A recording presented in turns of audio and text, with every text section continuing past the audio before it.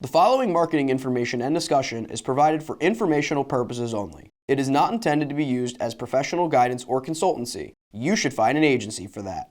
Comexis is a digital marketing agency, so feel free to hire us. But otherwise, just enjoy the show.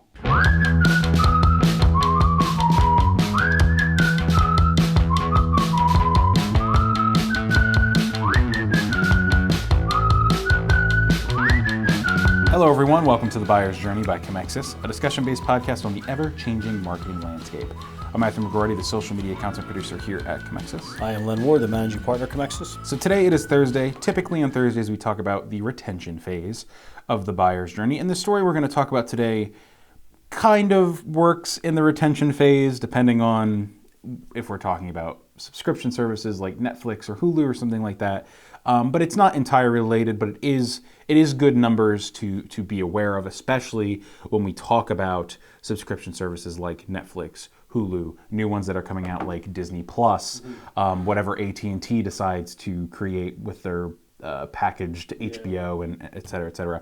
So the retention phase of the buyer's journey is when you've already had a customer purchase your product or service and you're trying to get them to come back repeatedly, either for another purchase or just to keep their subscription running if you have a service such as Hulu or Netflix, et cetera, et cetera. But there's some really interesting numbers. So some of this is from Greg Sterling on Marketing Land. There's a new eMarketer forecast saying that time spent with mobile now exceeds TV. It says that mobile devices are beating TV by 8 minutes per day, which is a first. So Americans will spend more time on their smartphones and tablets than watching traditional TV, which is broadly defined to include video downloaded from the internet. It includes video downloaded from the internet. Okay, that's an interesting, I never knew that. According to a new forecast from eMarketer, the forecast estimates adults will spend an average of 3 hours, 43 minutes daily on mobile devices, not counting calls, and 3 hours, 35 minutes watching TV. Smartphones specifically will capture 2 hours and 33 minutes of mobile media this year, and this represents a 9-minute increase over last year, according to eMarketer. And video is, quote, the third biggest driver of growth in mobile app engagement. Digital audio and social networking are number 1 and 2, respectively. So with traditional TV, audiences are still obviously taking a lot of that in, 3 hours and 35 minutes watching regular TV. And this year, consumers will spend only 1 hour and 37 minutes daily with digital video compared to TV. Now that I'm thinking about it, and I was so shocked about how TV includes downloaded video, if I am downloading a movie directly to my computer, I guess I kind of am watching TV if I'm watching it continuously and not streaming it. So I guess that actually makes a lot of sense.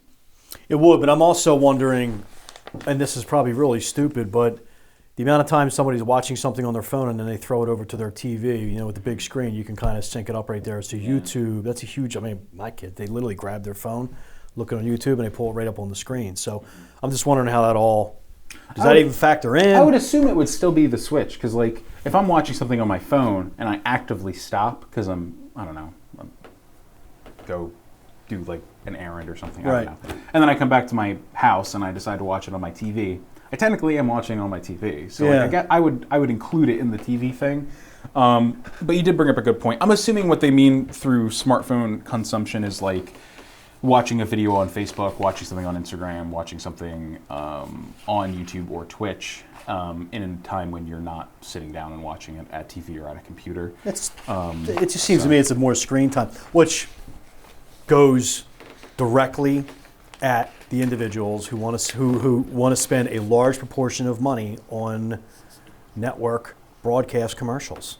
Mm-hmm. There absolutely still works, absolutely something people have to do, but if people are spending more time on their phone than they are on TV, well, mathematics will tell you that they taught you in first grade you want to put more money towards where people are opposed to where they're not.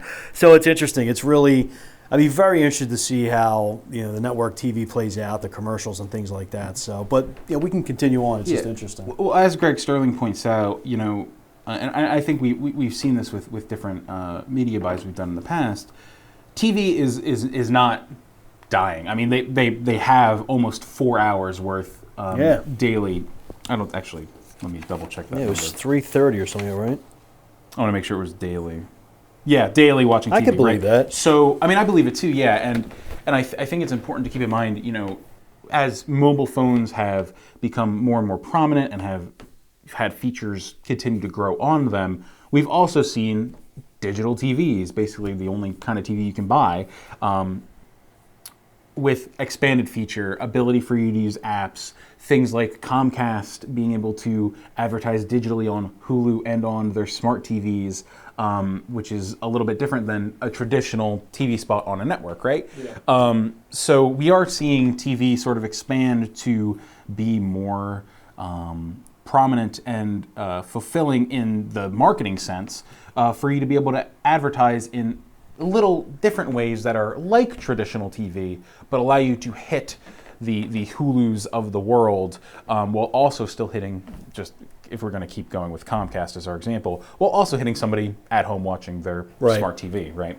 So just something to keep in mind. Obviously, TV is clearly not going anywhere, though it is important that mobile is beating it. I completely agree with you. It's morphing. I think the TV, I think the way we watch it is, I'm a prime example. I live on Netflix.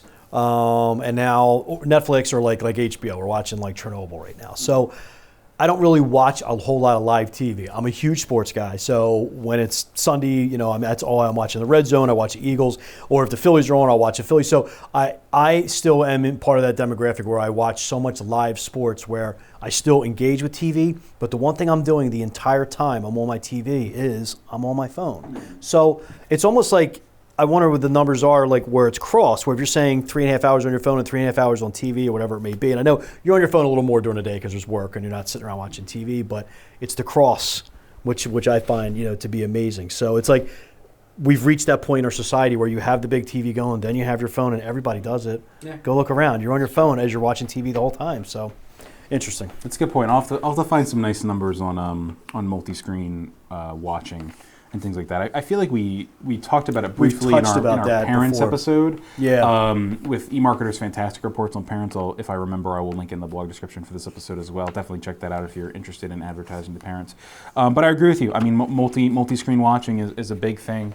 And just, some interesting numbers in this episode to think about for your marketing needs. So that's all for today's episode of The Buyer's Journey. Check us out on Comexis.com, YouTube, and anywhere you get your podcast. And follow us on Twitter at @buyers_journey. Thanks for listening.